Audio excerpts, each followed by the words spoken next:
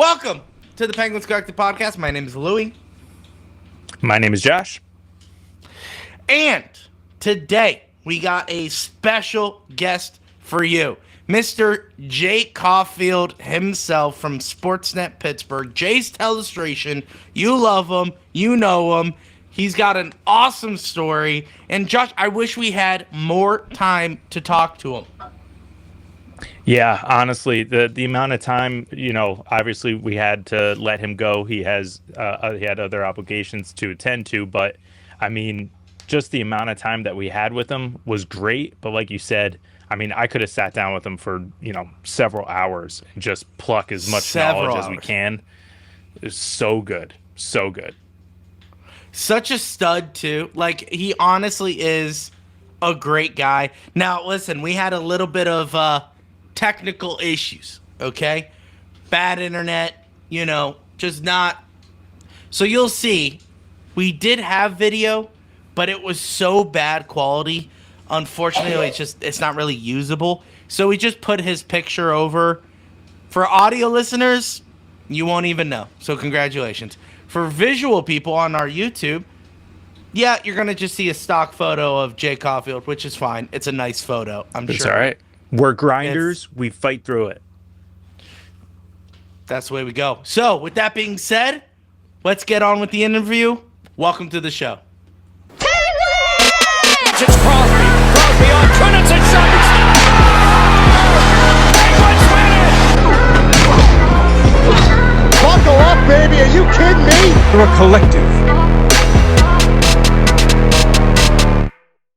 Ladies and gentlemen, two-time Stanley Cup winner with the Pittsburgh Penguins, host of Jay's Telestration on Sportsnet Pittsburgh, in one season, racking up a whopping 285 penalty minutes in only 58 games. Gotta be a record. Star of the 1995 blockbuster hit movie Sudden Death, helped Mario Lemieux have the comeback of the century, the protector, the man, the myth, the legend, Jay Caufield.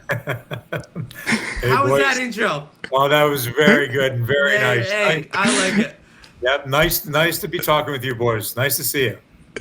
Thank you.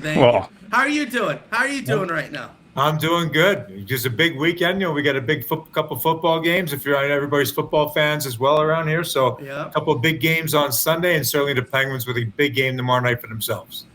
That's right. I mean, yeah, that's what we always say. Football. We always say football is king, and unfortunately, I know we're hockey guys, priority, but unfortunately, football is king, and I kind of just want to jump right there. Okay. Oh. Yep. Born and raised outside of Philly, Lansdale, to be specific. Yeah. Going to go off a little segue here. My wife and I, after we first got married, we moved to Colmar, which is right outside Lansdale. Yeah. Yes, it is. So yes, it is. We've been many a time over to Lansdale, visited many restaurants and shopping and all that. Cute little Main Street. Love Lansdale. We attended a church down over there for just over 2 years. So love that area. Very but with good. that said, this weekend is a big weekend for that area. Are you an Eagles fan, or did you adopt the Steelers? I've adopted the Steelers. Since we've been here. By the way, I've been a Green Bay Packer fan most of my life anyway. So how about that? So there, I soured you, Louie. I soured you, Louie. Vikings fan. No. Hey, my wife's from my Minnesota. Heart this early in the episode. My wife's from Minnesota. Louie, I feel sorry for you, buddy. That was a tough loss you had last week, a couple of weeks ago. That's a tough one. I know, dude. So I get it. Stinks. I get it. Listen, I felt bad for that.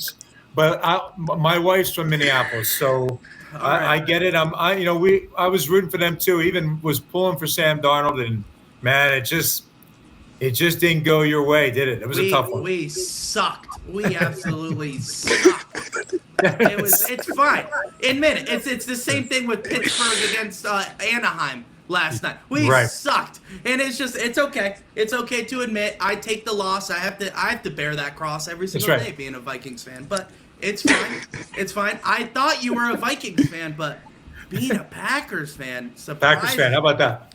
Well, that goes back. That's way back, and my father was in the service. Was a couple guys from Green Bay, and that's how it started up. And as long as I was a kid, we remember it. But I will tell you, Steeler fan here. We're good friends with the Rooney family. We've known them since my first year here. And Dan Jr., who's a scout who lives in Carolina, met him after going to a couple pizza places in Pittsburgh after games. Met all this group of young guys. In fact, one of them, Andy Weidel, who's now assistant GM, came across that whole group of guys in a pizza place that was right up off of Banksville Road when we lived in Mount Lebanon. And I got to meet them, but I got to know the Rooney family. They were all so nice, unassuming, but we got along with them. So I am a Steeler fan. We have season tickets, you name it. So a diehard Steeler fan when we're here. We're born and raised. Our girls are here. So we love it. We love it, and you got to be a Steeler fan when you're here. Yeah. Okay, that's fair. Doing so great right now, but it's okay. I'll take the Vikings over the Steelers. But it's all right. By the way, you got to tell me how you became a Vikings fan. I got to hear that. Okay, so our dad is from New Jersey, and he didn't really grow up, with a father figure, so he didn't really know football. So a group of his friends brought him to a Giants game, and he saw this quarterback running around named Fran Tarkenton. Yeah. And when Fran Tarkenton went back to Minnesota, my dad just said, I guess I'll follow him. And awesome. Since he was, 16 years old, about that, around that time. Yeah, since there then, you go. He's been a diehard Vikings fan. And I just adopted it. This crazy guy became a Tennessee Titans fan out of that. So I don't know what's going on, but that's how I became a Vikings fan. Good stories, both of you. Great stories. Yeah. Yep. Thanks. Yeah. Yeah. So, bringing it back to where this all started. Yeah. Right. Where this all started. You were playing football out of high school. You kind of brought it up that, you did a junior college in Minnesota. Junior college in Hibbing, Minnesota. Yep. Up north. Okay. And then North Dakota took a shot on you, allowing you to do both sports, a dual sport athlete. Right. I mean, you were essentially ahead of the time. You were Deion Sanders before Deion Sanders, essentially. So that's very good. That's very good. Yeah. I was a linebacker. You're right. You're right. I was a linebacker. I played linebacker in football, and and North Dakota was allowing me to play both sports. You're right. That's it. Yeah, and honestly, I mean, I may be biased here, and because you're on the show, but I think hockey and football, it's a lot harder than football and baseball. I know you played baseball growing up too. We did as well. We all did. But I definitely think those are the two harder ones to do, especially, correct me if I'm wrong, but back then, weren't they pretty much right at the same time? Weren't you wrapping up football season going into hockey season? Yeah.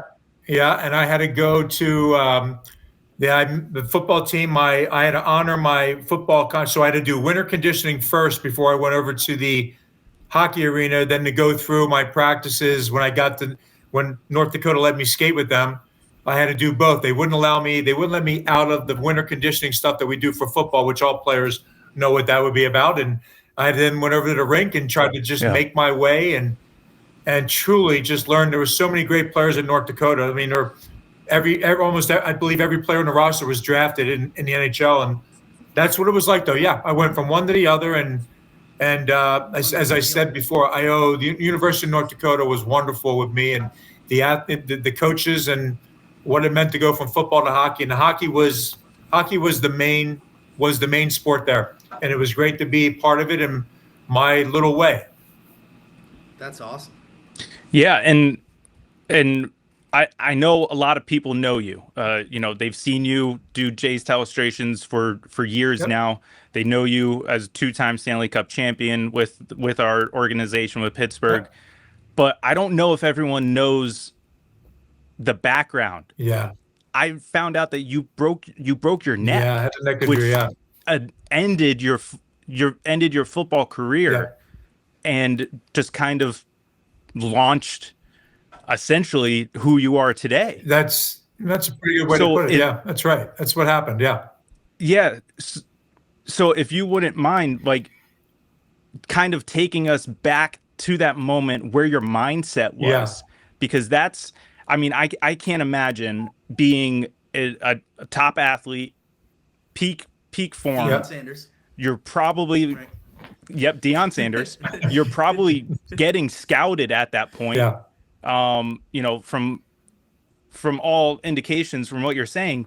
So how do you obviously you have to heal, but at what point do you make that switch where you say, and of course with the doctor's blessings, Yeah.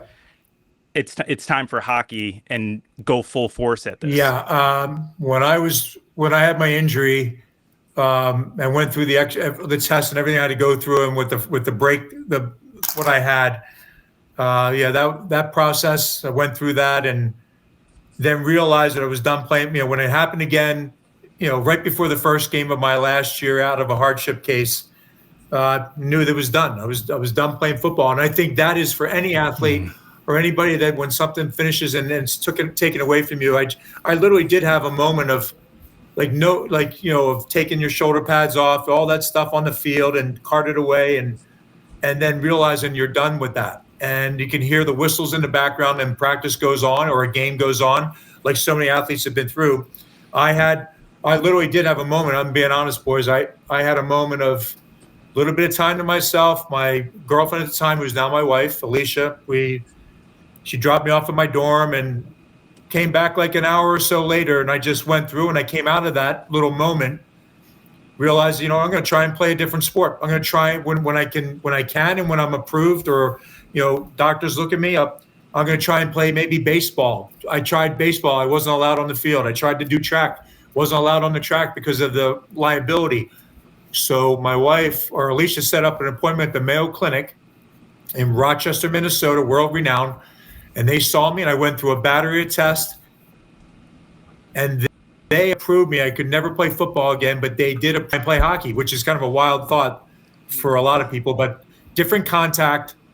The neck would be, I was taking care of that. And, but they gave me the opportunity. Multiple doctors signed off on something for the NCAA, as well as the WCHA, which is the conference that North Dakota was in. And the University of North Dakota hockey coaches allowed me to come out and skate after I got that approval. And if it was not for them, we wouldn't be here talking, right? And who knew? I didn't even know where this was going to go from when I did it. I ended up playing, and I skated with the team and practiced, and I ended up getting in one game. I played one college game ironically against Boston University, and I played against a teammate of mine, John Cullen, and I've met a number of other players over the years that I played against them in that one game. It was an amazing experience because I don't know, it just was an amazing experience. I played defense at that time. I played out on the blue line, and I thought it was the greatest thing that for me, and never knew where it was going to go from. I stayed there, graduated, was going to take a second major, and I skated in the summertime with all the pro players that came back. And when I skated with them, when they went to their training camps, a handful of them told their GMs about me. And the first call I got was from the New York Rangers. And James Patrick, who was the number one pick for the Rangers, played at North Dakota. The GM was Craig Patrick, ironically. And I ended up meeting Craig Patrick there. They flew me into camp. I came in late in camp. And after 2 weeks, I met with Craig, and they signed me to my first contract. And it was really I'm giving you the Reader's Digest version, but that's what it was about. I got an opportunity from players that were elite players, and when they went back, they were lucky enough in the hockey world, extremely nice and generous, and tried to help me out, and they did. I mean, there was 5 teams I heard from, but the Rangers were the first, and I went to New York, and that's how I started my career. And I'm so thankful to I said North Dakota, thankful to James Patrick, thankful to the New York Rangers and Craig Patrick, and here we are today. And I ended up obviously being with Craig when we were here in Pittsburgh. So It's amazing how it all goes around, but that's kind of how my story went. And if it wasn't for Alicia maybe setting up that appointment with the Mayo Clinic, I wouldn't have done what I did. That's awesome. Now, was Yeah. football? Yeah, I mean, Yeah, was go ahead, Lou. football the direction you were going for? Yep. Was it like trying to get to the NFL? That's what I was being told. We all know. I mean, I was a linebacker, and you have size. I had size and I had speed and all the things. I guess good film, and I was being told that that's where I had an opportunity to play football at the next level. And certainly, you never know how it plays out, but that's what I was being told. And then my injuries derailed that. I didn't pass. I wouldn't pass a physical. All that went with that. So yeah, so that was going to be my direction. That's why I did not skate. After my first year there, I didn't skate for almost another 2 years. So I didn't even play. I missed 2 years of even playing hockey. I didn't skate at all. I just focused on football because that was going to be my direction. And then when I got hurt, then I started up when it was my senior year. And again, if you ever have a chance to go to the University of North Dakota in Grand Forks and go to their hockey rink, because that's an event in itself. They have all the pictures of all pro players, and there's a wall of fame and down, guys who won Stanley Cups, and to be a part of that and on those walls is pretty special. And I've had guys send me so many texts and pictures from there when they go through there, because it's like a shrine as far as the great players that went through there. And I'm on the wall with these guys that are great players, but it's the greatest building. It's the greatest, one of the best universities. If you're a college athlete and want to play hockey, I would send you. If my kid was in that, had that opportunity, I would send him to North Dakota. Loved it. That's awesome. Cold, That's awesome. but loved it. Yeah. Well, Minnesota, you're fun. You're good. Yeah. You're all right. Yeah. I'm sorry. Now, Right. so you got signed to Yep. the New York Rangers, an original 6 team. I'm sure there was a lot of, sense of, all right, here we go. This is it. This is Yep. my career now. Take us to when Craig gives you a call and says, "Hey, Pittsburgh Penguins, would love to have you." What's that situation like? Well, how that was, in fact, and I'll give you an idea. So I was here before Craig came back here. So I was here the years we had Gino Briacco and Tony Esposito. I came here in 88, the 88-89 season. 89-90 is when Craig came. So I was here and then got reintroduced to him. Yes. So it's a good question. So I in turn then saw Craig when he came here, and then had the luxury of playing my next 4 years with Craig as the GM here. So it was it was kind of an amazing turnaround. But in that role, in that space, you have to always, you're always reproving yourself. Like a new GM comes in, a new coach comes in, you have to make sure you do what they want, what Craig wants, what Bob Johnson wanted. And that's what it was about. But the idea that Craig came around, it was almost like a full circle, that I was here when he came back into Pittsburgh was outstanding. And we talked about it last night because he worked with me last night. So wonderful man, a genius of a GM. Yeah, and it's just, but that's how it came. I was here, then Craig came to us and turned everything around really for the fortunes of the Penguins. Yeah, of course. Yep. Yeah. Just a side note here, crazy Craig Patrick story. We obviously we're young, we're hockey fans, and the movie Miracle comes out. Obviously, great story. Love everything about it.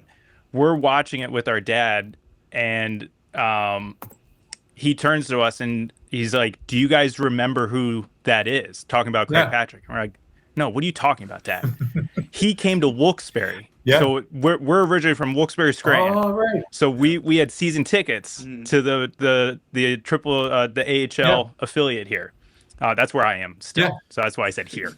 But he was in the concourse, and my dad just picked him out like right away. I don't even know if it was introduced. If it was like that, I think it was a literal bump into, and then it was just like, oh, this is Craig Patrick. Yeah, correct. Yeah, yeah, it's awesome. Yep. And just shot the breeze for 30 seconds and then moved on. But just crazy how involved he's always been with this organization. Right. It's been so cool. Well, I'll see. I'm going to see him next week. I work with him next week, and I'm going to let him know that story right there, and he'll love hearing it. Yeah. Oh, good. That'd be awesome. I would tell our dad he would love that too. Yeah, I will. Yeah. So one of the things that we love talking on this podcast is something that kind of people overlook when they're discussing hockey or hockey players or Right. guys that come in and need to be the goal scorers, right? Yep.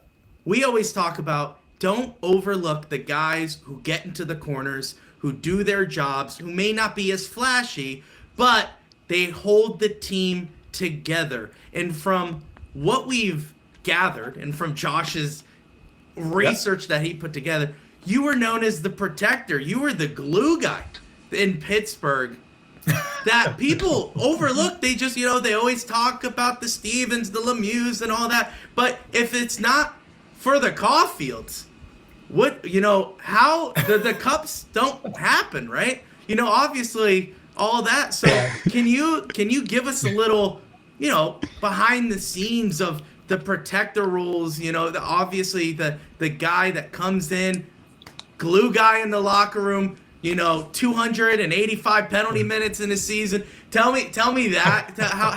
How is it now that you're in Pittsburgh? What's that role like? Yeah, that is it's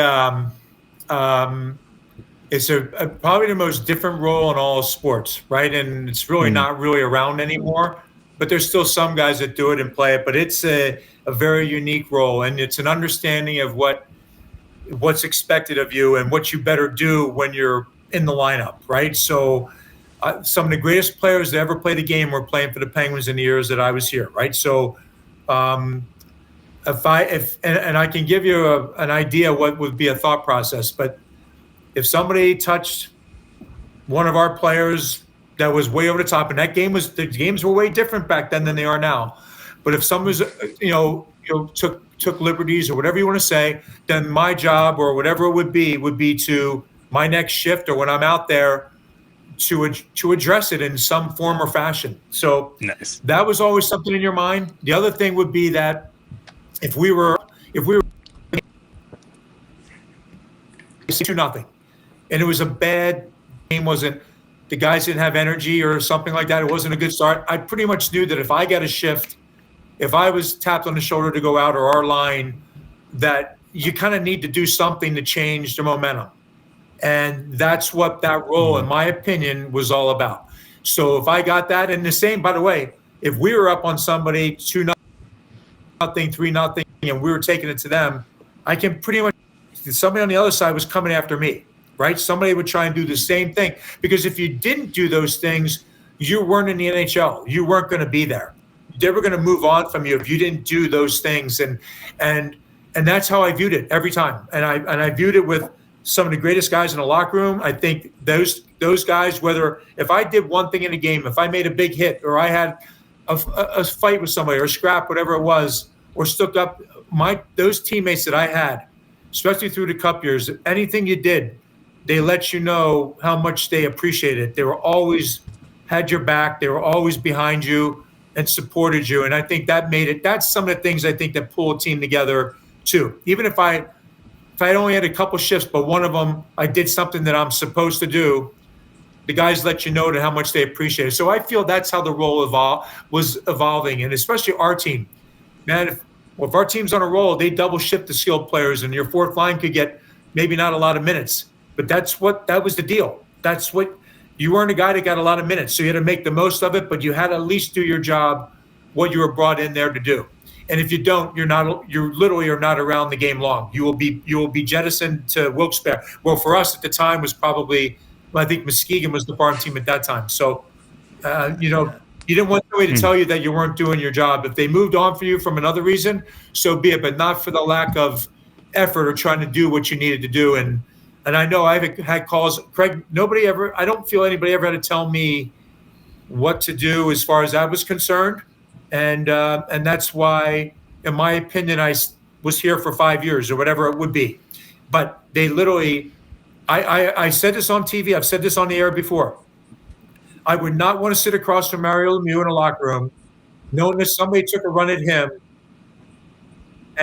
or anybody else of that anybody else, and I didn't do anything about it. I think if I went in that locker room, I couldn't really look at him. I couldn't even look him in the eye. So I never wanted to be a guy that felt like when I went in there that I couldn't feel okay, I tried to do what I need. I did what I needed to do. That's their role, in my opinion. And I think that's how you survive doing it.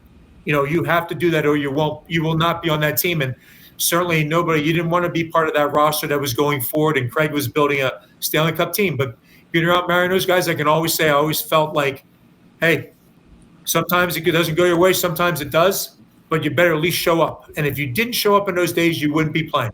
Does that make sense? Is that clear, boys? Absolutely. 100%. Absolutely. Yeah, and I love that. And I feel like I'm jumping ahead now, so I apologize. It's okay. But, hey, today someone goes after Sid or bumps him at the. Do you feel like that's missing on the Pittsburgh Penguins right now? Do you feel like that's something that we kind of lost that identity of, hey, this is one of the greatest hockey players in the world. We should probably retaliate a little bit. Yeah. Well, I do feel like I do feel that. I do feel like there's a lot of nights where you see something come up and he's defending himself more than anybody, or Pedersen steps up and tries to do something. Letang, Malkin, Crosby, Letang and Malkin are the ones that, they're the most skilled and they're the most physical at the same time.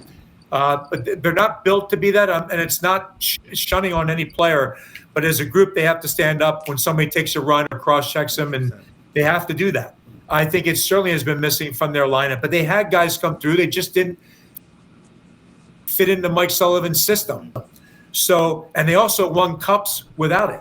Even though a couple of years there was guys, Eric Goddard was one of the last ones here that would do that. But something like that in that role, and they're sticking to that. But I do feel that's missing. I feel like even when games are flat, like that 6-0 in the first period, I think it was against Dallas, anything, the fans were begging for something to happen, and it doesn't. And I know it's different. I think they don't. I think I would like to see that in their lineup, and I wouldn't be surprised if somewhere they find something. But today you have to be a contributor on the fourth line and punch and chip in offensively. Well, with them getting 10 minutes a night, I'd expect the guy who's in the NHL to be able to do that. Getting 10 minutes of ice time a night, guys would have killed for that 20 years ago. I mean, your fourth line. And you have to go ahead and move on. Go somewhere.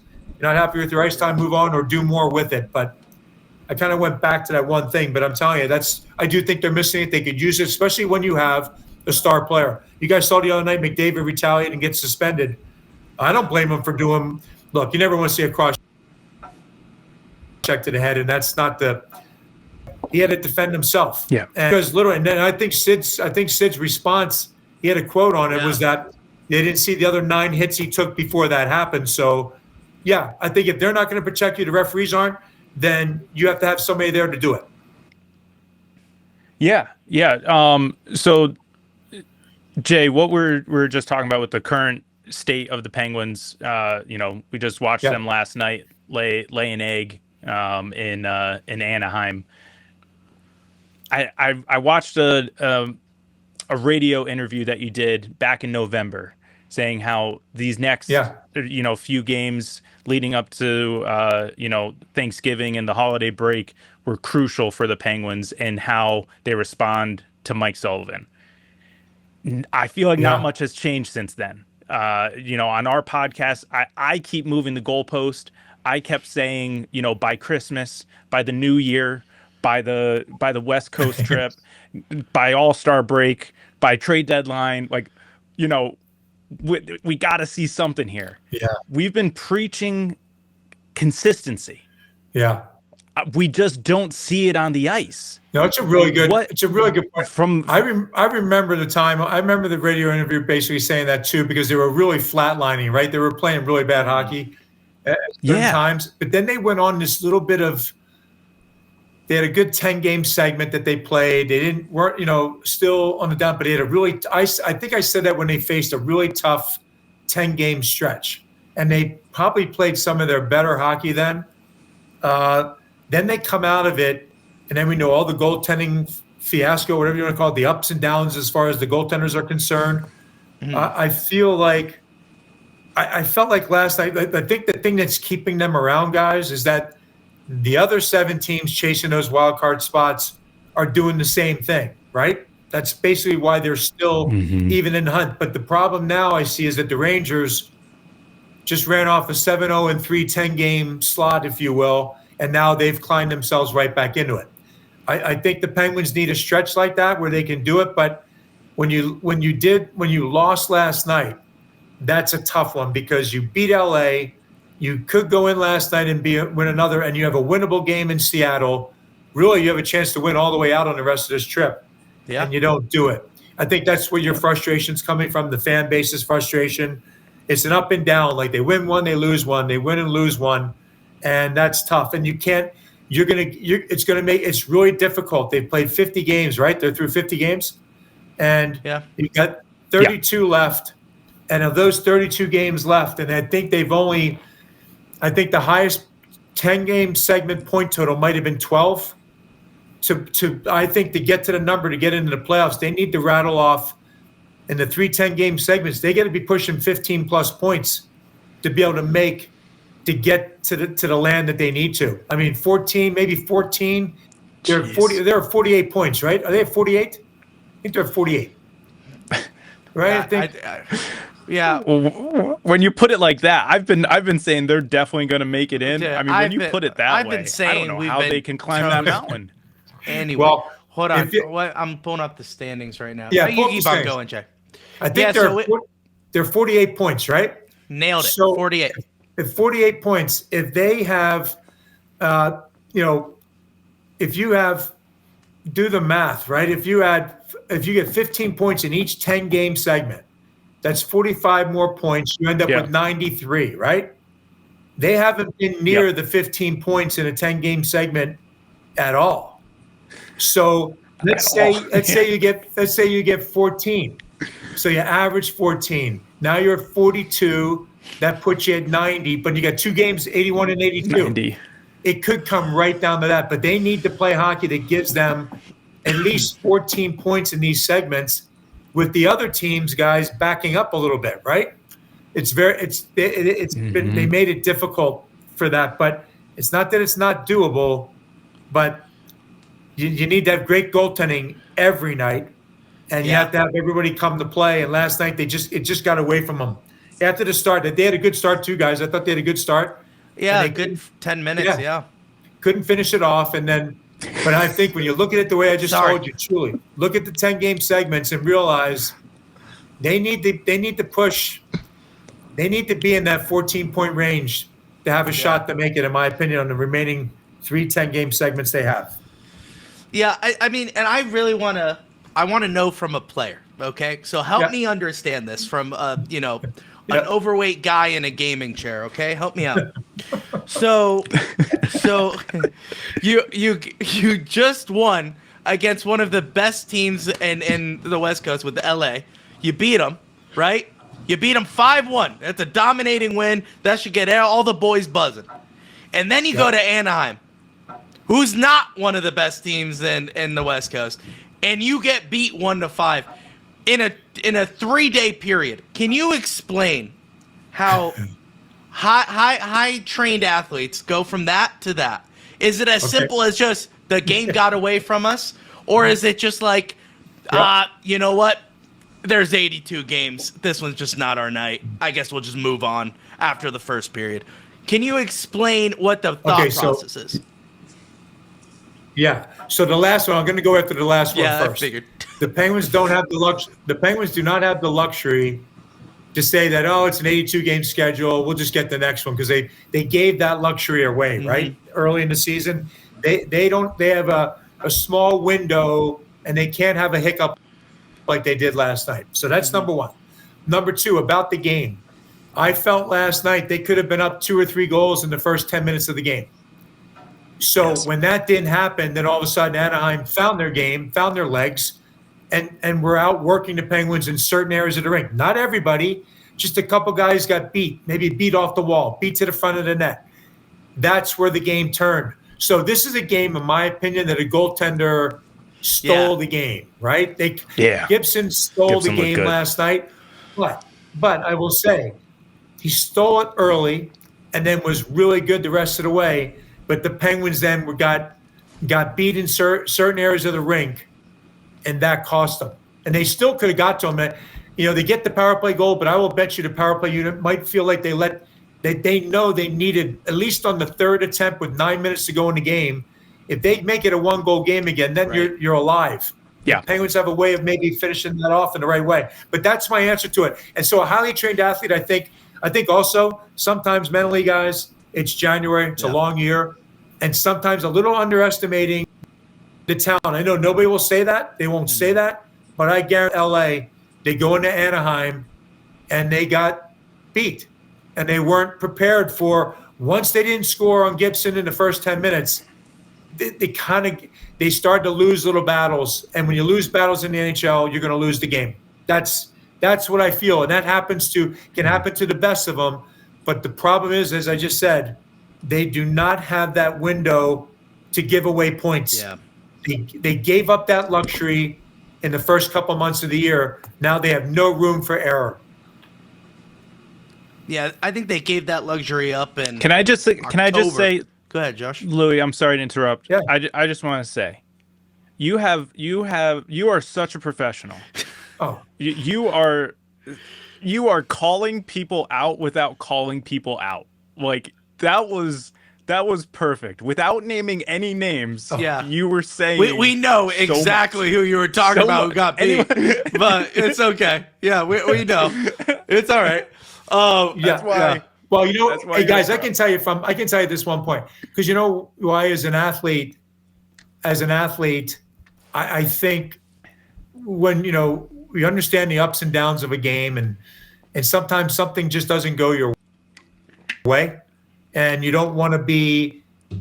I would never want to be that guy, and I think I've done this now for a lot of years. It's still, there's always a moment where I don't want to say something. I'm trying to make the point without dragging a guy, like they know it didn't go their way, but you also need to hear, like, I'm trying to voice my opinion about it too, though. So, and I do feel that's where the game kind of got away. But I appreciate what you said, guys.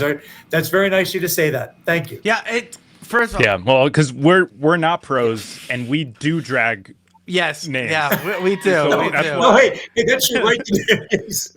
Guys, that is your right to do it. Totally. That's a pretty good way to say that. I get it totally from your guys. I get it totally. Yeah, when you're trying to get guests on the podcast, it's really hard to message a guy after you dragged him through the mud for 20 minutes. But it's we're trying to build it, try to be better. We know these guys are they have real lives, and these are real people. They're not just people on a TV screen. Yep. So yeah, but we got to be better. That's all. We just got to be better pros. But no, you guys, listen. You have the right as fans. You have the right to feel and say what you do. Yeah. I mean, that's you're watching. You're diehard fans, and you care about the Penguins, and that's your right. And it's like, as a fan, you have the right to say, or if you're not happy, you let fans have the right to. It is certainly your right to do that, and I'm sure you guys do it in a very good way, though. I'm sure you do. we try. Well, sometimes we try. Sometimes we try. There was a couple episodes there where I lost my cool, but it's okay. You come back, you turn the page, right? It's an 82 game season. Anyway, but okay. So real quick before we start wrapping up, but I have a quick question. If you could name one area of the Pittsburgh Penguins that is struggling right now, what would it be? And then we'll get to fan questions and our hot take. Go ahead. Okay, well, I would have said goaltending the last 3 of the last 4 games has been really good, and it just got away. Last night a couple of things got away, a little bad break. But if you need your goaltending to be like what it was the previous 3 games to be able to go. So that's it, because certainly the power play is good. Their depth scoring is coming around. I think finding 5-on-5 play, winning the 5-on-5 would be it. Yeah. Listen, you saw the penalty kill drop. The penalty when the goaltending goes south, right? That's almost happens naturally if you're not getting great goaltending. Yep. So maybe goaltending, the peak, the goaltending side of it, and 5-on-5 secondary scoring. How about that? There you go. That's my answer. Love it. That's Love good. it to hear it. That's beautiful. All right, Josh. Fan questions, really quick. We got 2 of them. Really quick questions, Josh. Go. Yeah. Yeah, they kind of go hand in hand. Okay. So like we mentioned at the top of the podcast, Yeah. you are a Philly guy, Yeah. born and raised, Yeah. but played here in Pittsburgh. Yes. Obviously, heated rivalry, Mm-hmm. between the cities alone. That's right. So, two-parter here. As a player, what was it like playing against your home team in against Philadelphia at the peak of the rivalry hatred. in the late 80s, early 90s? Yeah. And then the second part of that is, which city is the winner in the state of Pennsylvania? In your Okay. opinion. In your opinion. You lived in Right. In you your lived opinion. in Yeah, both. not just in sports. Yeah. So Yeah. Yeah. So yeah. It is a Pittsburgh Penguins podcast. but Okay, go ahead. so I'll go. So first of all, and as far as what it was like to be a Pittsburgh Penguin and play in Philadelphia at the Spectrum, and that's where we played at the Spectrum, which was a nasty place to play. I loved it. It was an honest. I mean, I literally remember being at concerts on the floor at the Spectrum, like at center ice when you could stand on the floor. I can remember being at concerts and at the Spectrum, and then realize, like, man, just a couple years later, I'm playing a hockey game here. I thought it was the greatest. It was the greatest. It'd be like if you guys had a chance to play at the arena.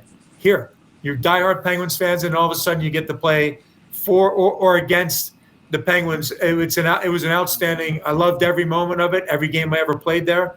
I really enjoyed it. I had a game-winning goal there in the first Stanley Cup year.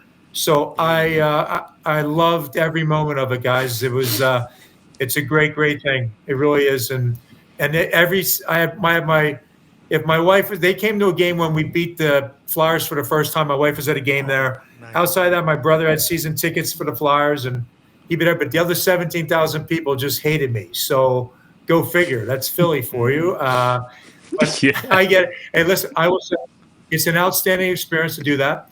And if you ask me what's the winningest city, well, we have way more championships than they do in Philly. So we've been here longer. We've raised our kids here. We're Pittsburgh. Yeah. So I'm going to say Pittsburgh. Nice. Yep, that's it. That's my answer. Nicer areas. Yeah, would you say better?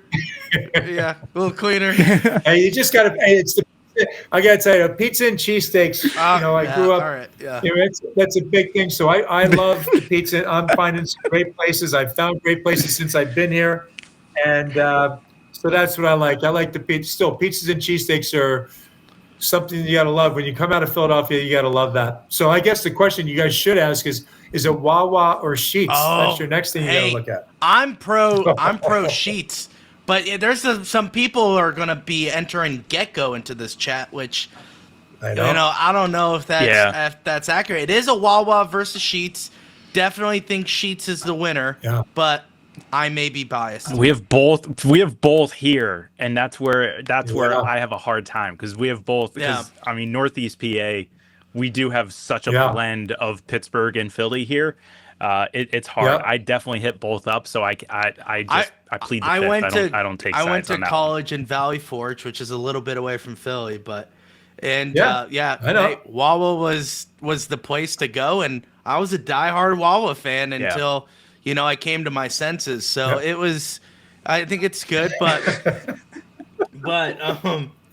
all right. So let's wrap this up before this podcast gets away from us. All right. So. Okay. Right. We always end our podcast with our guests a hot take. This is your chance. All right? This is the platform we're giving you. What's your hot? It could be hockey. It could be just life in general.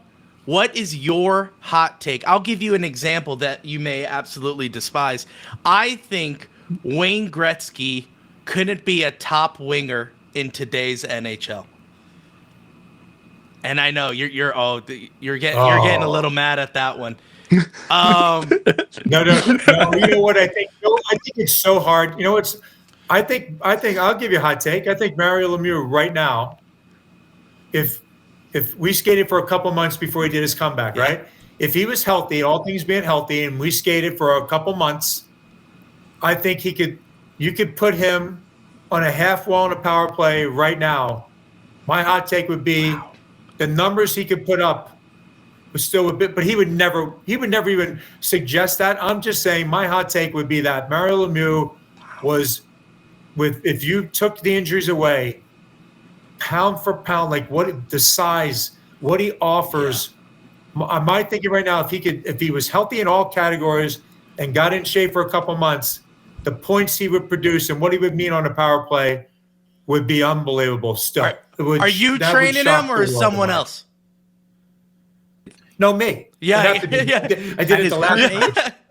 Yeah, right now. That's just if I said if it was me with the same couple months, and then he would do whatever we need to, but he was that gifted. That's why, guys. That's why when I talk about the Gretzky, when you mentioned the Gretzky thing, anybody that's done like those numbers, but I think what you're saying is the game is fast and quick. And it's at a different level, just like every sport has grown the size of players, the speed, the quickness, the skill level. But then some of them also don't have the same sense that the players like a Gretzky or Mario, like they don't have the so. But I think what your point is, I understand exactly what you're saying, but you can never, anybody that has eyes in the back of their heads and finds people different levels, they're just way too good. They slow it down to a degree that nobody else can even come close to even imagining. So there. But my hot take would be Mario, if he was healthy, physically could do it. If he trained, he would put up points that would be unbelievable still today. Look, I love Mario. That is wild to me. Because my biggest thing about this, my hot take, is that goaltending has evolved so tremendously that like other sports, yes, there's always been evolutions in the game, but goaltending is something that we've never seen in other sports where they used to have, guys my size, 5'8", 5'9", and then all of a sudden these guys are Goliaths in the net, and they can move like a ballerina. I don't think Gretzky could be going top shelf every single time, Like I was looking at some of the goals and I'm like, the dude just slid it past 5-hole on a breakaway. I don't think that's happened. That's not happening to Vasilevsky. So no. That point's well taken, but I'll tell you this too. The danger that went with the game from the circles down is not in the game today. Like if you cross through between the circles or the top of the circles back in the day, you might not wake up the next. Today, there's freedom. Like Mario was hooked and held, and Gretzky, they went after him all the time. So there's different parts of the game that aren't in it today. Like a guy who can play in any era is Crosby. Yeah. Kucherov. Like they can play in any era. And I totally agree. When you do see highlights of goaltenders, I agree with that. I mean, some of the things you see are unbelievable, but I do believe that there are just certain players that stand the test of time. But I also do agree with what you're saying that, boy, every part has gotten better. But the nastiness of a game, it's still a nasty game. I'm not saying that because I'd never be that guy that would do that. But the nastiness before, you had to deal with something at a completely different level without eyes, a second ref watching what's happening behind the play, with the ability for somebody to run you from wherever, and that's not in the game today. It was in it before. So that you had to have the balls to be able to go to certain areas and play the game, and not everybody had them. Yeah. Forget can I do a Mario Louie? Comeback? Let's get Jay Caufield back so he could You guys are good. he You could guys be have enjoyed protecting it. that blue line. Go ahead, Josh. Sorry. Sorry. I have to throw this out here. We are huge advocates that we probably have the two greatest hockey players of all time on our team and in the history of Mario Lemieux and Sidney Crosby. If you had to rank Crosby, Lemieux, and Gretzky, where are you putting them? Hey, Mario's my teammate and my friend. Yeah. But hey, listen, I think even Mario, the point totals that Gretzky had, you know what I mean? Like the point totals, are just the numbers and longevity But I will say this: But the skill. nobody could do what Mario did. Yeah. Nobody could do what Mario Lemieux did. Nobody could fight through, and the grace. I mean, you know what, guys? We see him up high and he's a bigger body. When you watch him ice level and ever have a chance, like some of the highlights, like even they showed highlights last night of him taking it wide in the Canada Cup, or some of the things we're talking, the reach, the size, the strength. Nobody could do what Mario did, ever could do what he did, and I don't think anybody can. But what Gretzky did, the numbers are so dramatic. You know what I mean, right? And it's the ability that he played and what he could do, and then what Sidney Crosby's doing. So what Sidney Crosby's doing is outstanding. So I said, and in this day and age, what he's putting up in this world, just like Ovechkin, guys, like the scoring and be able to potentially catching Gretzky in the near future. To me, nobody ever thought that would be done, and he's on the verge of it. And what Sidney Crosby does, those guys alone, Crosby and Ovechkin, have kept this game alive in the NHL game alive. They brought something to the table, and they're producing, and they produce at such an elite level, guys. And opportunity to see all of them, and as have you, and we've enjoyed every moment. But the beauty and the grace of the game, and the strength, and the ability to be able to slow the game down like Michael Jordan does in basketball, and certain great quarterbacks do in football. It's the guys you can see when the game speeds up on them. You can see their reaction. When the guys are calm in the toughest moments, that's what those great players do. That's good. What a pro, and also still the glue guy in that locker room rooting for his captain there. That is unreal. Unreal. We gave him a layup for Sidney Crosby. He goes, "It's Mario Lemieux. It's Mario Lemieux. I can't do it." Dude, you would think you played 20 years in Pittsburgh rooting for Mario. That was awesome. What a guy. Yeah. What an absolute guy. But hey, Jay, thank you so much for coming on this podcast. This has been such a pleasure to hear about your story, to hear about behind the scenes in Pittsburgh. Also, just hearing, not being a pro and not bringing guys through the mud. That's been awesome. But thank you again. Hey, welcome. We appreciate you. We'll see you on Sportsnet Pittsburgh. Thank you very much for coming on. Hey, it was a pleasure with both of you guys. You guys do a great job. Good luck with it. Thank you. Appreciate that. Thank you.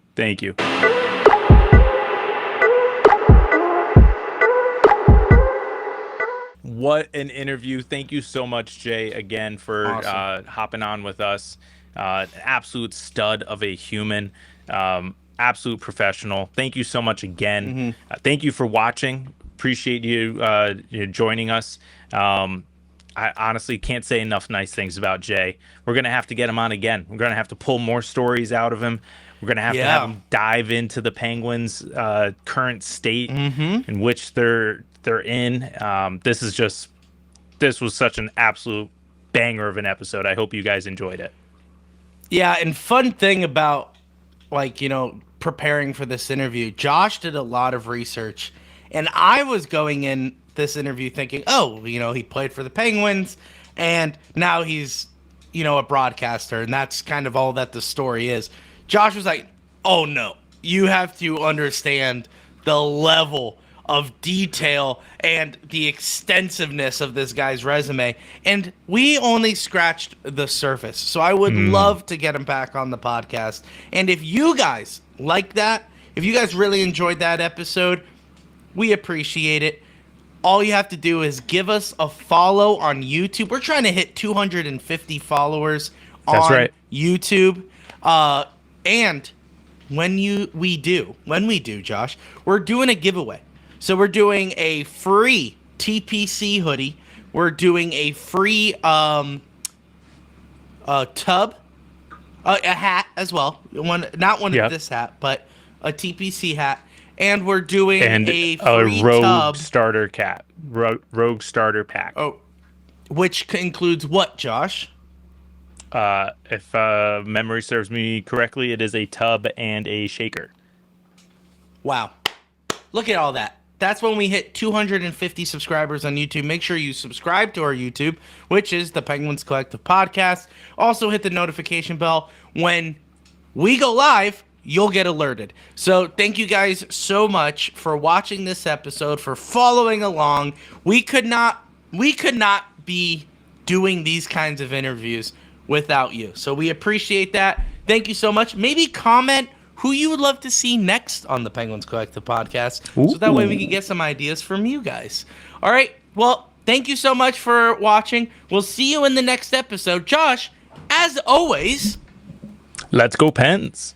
It's Crosby. Crosby on Trinity shot. Penguins win it! Buckle up, baby. Are you kidding me? We're a collective.